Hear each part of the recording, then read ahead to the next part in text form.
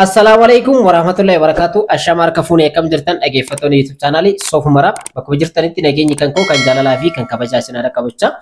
Video keenya kanarraatiin kan ilaallu egaa challenge jalqabneetiin jirra. Challenge jalqabne ji'a tokko keessatti $100 hojjechuun ni danda'ama kan jedhu challenge adda jalqabneetiin jirra. Warroonni challenge kanarratti hirmaachuu barbaadan egaa karaa Telegramaatiin nu deebistanii karaa adreesii kanaatiin galmaa'uu ni dandeessanii. Ammas namoonni hin xumuramne namoonni muraasni ni hafu itti fayyadamuu dandeessanii warroonni galmooftanii kaffaltii keessan raawwattanii jirtan immoo yeroo itti eegallu isin beeksifna. So guyyoota 4 qofatu hafe guyyoota 4 kanaan booda immoo hojii ni eegalla. So guyyaa 4 booda ni eegalla jechuudha. So challenge kana wal qabatee namoonni baay'een gaafiin isin qabdan maalidha? Karaa Telegramaatiin, karaa WhatsAppiitiin erga challenge kana inni eegalla jennee irraa kaasee hanga ammaatti gaafii bal'aa nu gaafachaatiin jirtanii gaafii keessan gabaabinaan isiniif ibsa jechuudha. Egaa challenge kan koonu hojii online irraa qarshii 16 yookaan immoo $100 akka hojjechuun ni danda'ama isa jedhee isiniif ibsa irratti namoonni baay'een galmaatiin jirtanii namoonni baay'een hojii kana akka barbaadan naaf ibsaatiin jirtanii namoonni tokko immoo gaafii kan isinitti ta'e challenge kun akkamitti hojjetama kan jedhu gaafii keessan kan jalqabaati. Lammaffaarratti immoo challenge kanarraa maal fayyadamna kan jedhu gaafii keessan kan lammaffaati. Sadaffaan immoo challenge kun hangamitti tura yookaan immoo akkamitti hojjechuu dandeenya kan jedhu gaafii keessan sadaffaadha. Afuraffaarratti immoo paaspoortii yookaan immoo national ID'n dirqama kan jedhu gaafiiwwan keessan baay'ina keessaa isa walitti qabee isiniif dhiyeessedha. Egaa dhaggeeffattoota koo challenge kun ji'a tokkoof tura.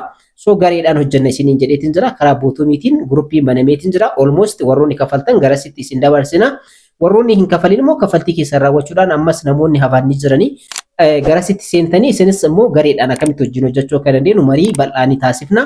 So saniif qopheessuu qabdanii garuu gaafiiwwan afran duratti isiniif kaasee kana isiniif deebisa. Jalqaba irratti challenge kun akkamitti hojjennaa kan jirudha. Challenge kana hojjechuudhaaf wanti isinirraa eegamu tokkoffaa challenge kana irratti ni hirmaadha jettee ofitti amanuudha. So challenge godhee anis qarshii kana hojjechuu ni danda'a. Hojiin online kun hangam dhugaa akka ta'e hojii online kana illee check godhachuu ni danda'a jettanii akka itti amantanii ofii keessanii challenge gochaa wajjin challenge gochaa akka irraa fayyadamtan waan barbaadeef. Egaa appilikeeshinoota adda addaatu jira, hojiiwwan online baay'eetu jira, weebsaayitii garaagaraatu jira. Egaa barnoota bal'aatu jira, hojii bal'aatu jira online kanarra.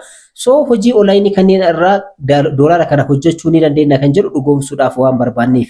So kanaaf akkamitti hojjennaa gara jennutti yeroo deebinu egaa guruppii qabna guruppii sanarratti bootoom irratti jechuudha warroonni kaffaltan directly nama 19 garasitti dabarsina nama 19 qofa kan barbaannu 20ffaan anaadha.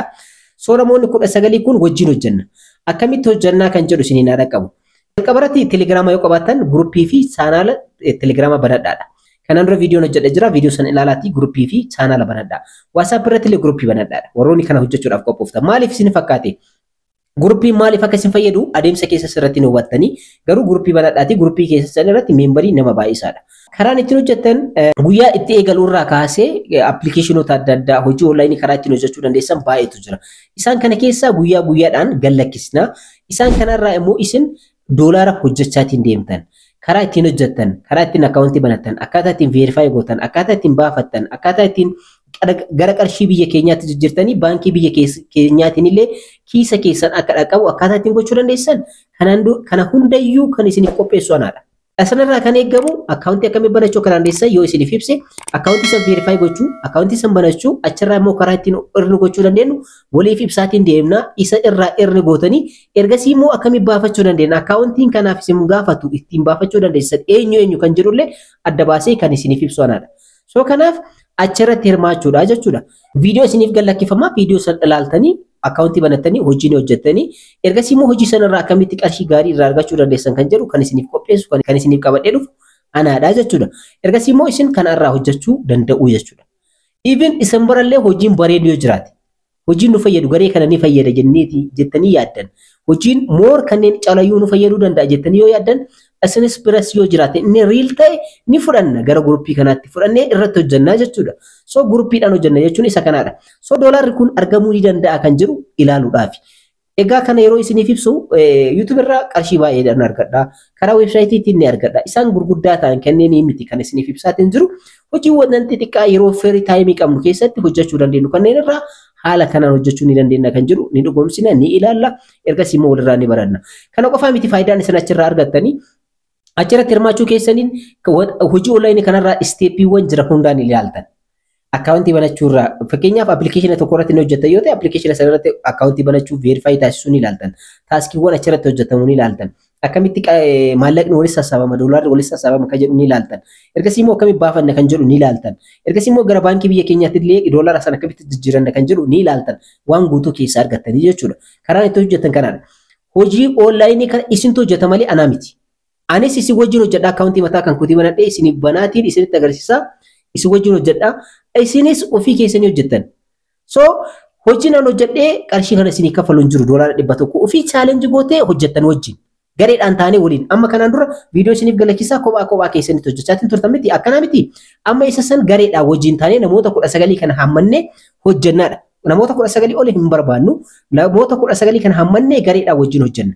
Fii xiqqootu jira, kaffaltii xiqqootu jira, kaffaltii xiqqoo san kafalaadha. Kaffaltii gaardiiti. Kaffaltii baay'eedhaa miti.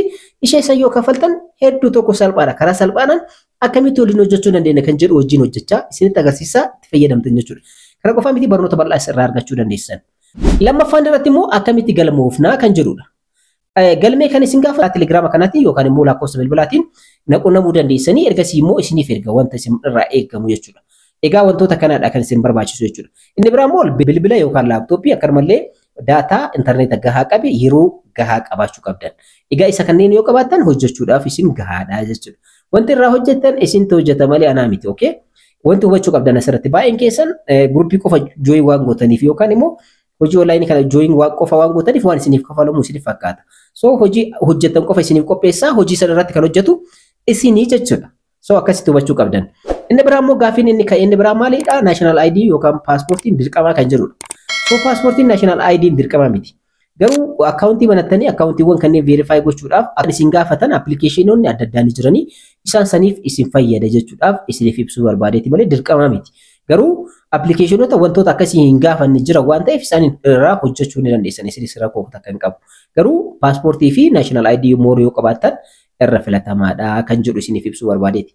So ifaan ifatti hojiin hojjetamu maalidha kan jedhullee warroonni ibsitan jirtan. Hojiiwwan onlaayinii kumaatamas jira. So hojiiwwan onlaayinii kanneen tartiibaan ji'a tokkoof isiniif galakkisaatiin deema. So hojiiwwan isinii galakkisu kanarra immoo isin hojjechaatiin deemtan. So achirratti qarshii walitti sassaabattan san immoo baafachaatiin ni deemna. Ergasii immoo akkamitti gara akkaawuntii keessanitti jijjiirachuu dandeessan kan jedhullee isiniif ibsa. So yeroo san isiniif ibsaa jechuudha hojiin onlaayinii kun maalidha kan jedhu adeemsa keessaa tokkoffaa irratti kan jiru miipaasiidha. Kan isin jala hin qabne. Miipaasii irratti hojjedhaadha. Fookas godhaa irratti hojjedhaadha. Asirratti argaatiin jirtanii meeqaa 20 takka jechuudha. Meeqaa 20 takka baay'isuu 6 godhaadha. Doolaara 6 meeqaan takka. Ergasii immoo 160 baay'ifadhaadha. Meeqa akka ta'u ni ilaaltan. Qarshii 20,000. Ji'a tokkoo fi guyyaa 15 keessatti kan hojjedheedha. So kanarratti fookas goonee osoo miipaasiin kun hin dhaabbatin fookas goonee gareedhaan wal qarqaarree hojiirraa hojjenna akkaataa ittiin hojjechuu dandeessan moor isinitti agarsiisa kan isin jechaatiin jiru. So kanarratti hirmaachuu warroonni barbaadan chaalenjii gochuu warroonni barbaadan gara keenyatti dhufuu ni dandeessanii jechuudha. Miipaasii akka fakkeenyaatti isiniif kaase malee hojiiwwan baay'eetu jira. Hojiiwwan sanniin tartiibaan isiniif galakkisa. Hojiiwwan ani isiniif galakkisu immoo akkaawuntii banattanii akkaataa ittiin hojjettan isiniif ibsina ni hojjettanii wanta hafee immoo guruppiidhaan seennee kan kanaan dura irraa wanti adda ta'u maalidha? Liivii irra seennee wajjin haasofna. Rakkoo isin qunname martuu nutti isiniif furmaata isiniif kenna. Even karaa ittiin baafattanillee hin qabdan yoo ta'e withdraw karaa ittiin gootan hin qabdan waan ta'e yoo ta'e akkaawuntiiwwan garaagaraa qabna isiniif ergina akkaawuntii sanarra baafattanii qarshii biyya keenyaatti jijjiiree isiniif erga. Kanaaf waan tokkollee yaaddayinaadha. Peemantii mitiidhaaf keessattuu hin yaaddayinaadha. Wanti karaa ittiin baafadhuuf rakkadha jettee hin nyaatama jettee namni yaaddoftuu jiraate yaaddein nattu siif qopheessa kana. Garuu ati cichitee akkaawuntii banattee isa sanarratti hojjechuu hiriyoota naannawaa keessanitti argaman sanneen affeertanii isaan kakaastanii jajjabeessitanii isaan irraa hojjechaa isinis isinirraa hojjechaa akkasitti hojiin kan hojjetamu jechuudha.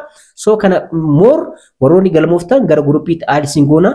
Warroonni hin galmaa'in immoo ammas bakkeen jira galmaayaadha. Ergasii immoo guyyoota hafan kanneen afran erga xumuramee booda gara hojiitti seennaa hojiitti erga seennee booda qabatamaan ni argisiifna. Isa kanaadha ifaan ifatti isiniif ibseetiin jira. Hojiin onlaayinii kana jooyin gochuun keessan fuulduraaf illee isin fayyada. Ani even qarshii iyyuu irraa hojjechuutii dhiisaatii hojii onlaayinii hojjechuu keessaniif adeemsa keessa darbitan ni jira miti. Adeemsi keessa darbitan maal akka fakkaatu ifaan ifatti asirratti isiniif barsiisaa irraa walirraa barataa barnoota bal'aa walirraa argataa deemna waan ta'eef irraa fayyadamtanii irraa fayyadamaadha. xiqqoo bijitaan baay'een namoonni baay'een gaafii waan isinitti ta'ee fi qabadhee kan isinii dhufe gaafiiwwan kanneen beektanii viidiyoon isiniif gallakkifamaa adeemsaan viidiyoowwan sanneen ilaaluudhaan irraa fayyadamaa isiniin jechuu barbaada. Akka irraa fayyadamtan abdiin qaba. Warroonni YouTube chaanaalii kanaaf haaraa taatan subscribe, like, share gochuun irraa fayyadamaadha. Hojiin onlaayinii yeroo teeknooloojiidha irraa fayyadamaadha. Miipaasii namoonni doolara 1,000 irraa hojjetantu jira. Warroonni dhageettii bal'aa qaban. So isinis dhageettii horachuu ni danda'amte. Social media anaafis isiniifis qixa. Telegram banachuu dandeessan, gruupii adda addaa, channel adda addaa, YouTube banachuu dandeessan, guddifachuu dandeessan, barnoonni karaa ittiin baratuu dandeessan eksasiidha. Yeroo waggaa 7 dura jalqabu YouTube wanti bakki irraa barattu afaan keenya rakkisaa ture. So isa keessa dabarsinee nu afaan Ingiliffaa kana dhageeffachaa kan search gochaati kan sadarkaa kana geenye. So isin ammoo carraa bal'aa qabdanii itti fayyadamaa isin jechuu barbaada. Kanarraa asirratti xumuree jira. Isinitti dheeresseetiin jira. Akka irraa fayyadamtan abdiin qaba. Bye.